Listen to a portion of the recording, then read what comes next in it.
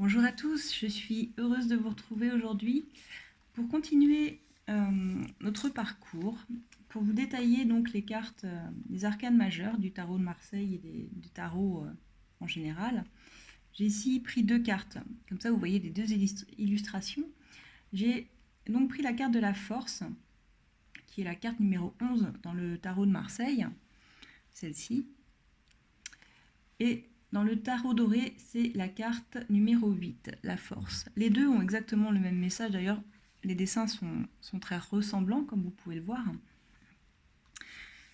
La force, cette carte, elle représente la maîtrise de soi, d'accord? Ça veut dire qu'on parvient à dominer les circonstances, on exerce un ascendant, un pouvoir sur les événements, et seule notre force intérieure est celle qui nous permet de ne pas se placer en victime de situations multiples dans lesquelles vous pourriez vous trouver, mais au contraire d'être celle ou celui qui va les maîtriser. En fait, la force, ici, elle n'a rien à voir avec la force physique, bien évidemment, ni violence, elle ne s'impose pas, on ne revendique rien, c'est-à-dire il n'y a pas de révolte, c'est une force qui est paisible, qui est patiente, mais ferme. Ça demande du courage. Le chariot, lui, révèle une volonté qui s'extériorise, mais la force, quant à elle, elle révèle une volonté qui est vraiment concentrée. Il s'agit là d'une détermination douce et intériorisée, d'accord? C'est l'assurance tranquille d'une maîtrise de soi.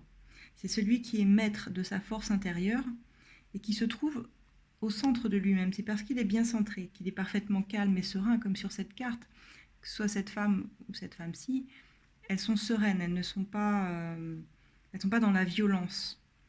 Elles ont dompté leurs instincts. Elles les laissent vivre sans les subir en fait. Parce qu'elles ont appris à travailler dessus.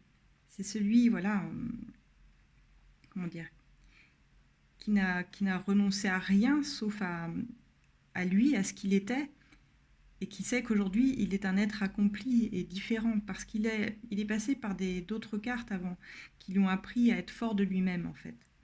Donc, quand vous avez ces arcanes-là dans votre tirage, ça indique une situation qui est stable, solide et concrète, qui révèle bien une situation où il faut du courage, de la volonté, et, et que vous êtes capable de déployer tous ces efforts pour ça, pour contrôler ou pour dominer une situation, ou pour dominer des circonstances de votre vie.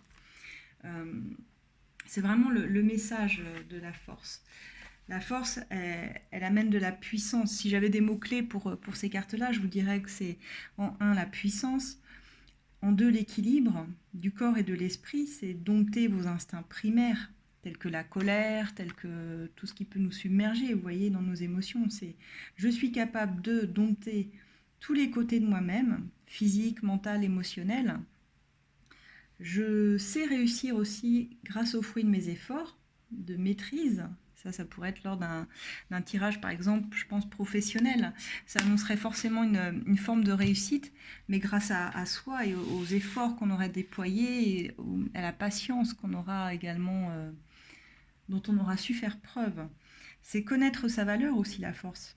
Et c'est à présent ne pas la donner à n'importe qui. Ça pourrait être dans un tirage sentimental, par exemple. C'est je connais mes valeurs parce que j'ai appris quelles étaient mes valeurs. Et aujourd'hui, je ne me brade pas parce que j'ai cette force intérieure qui me permet de ne plus donner voilà, à n'importe qui, de savoir qui je suis, ce que je vaux.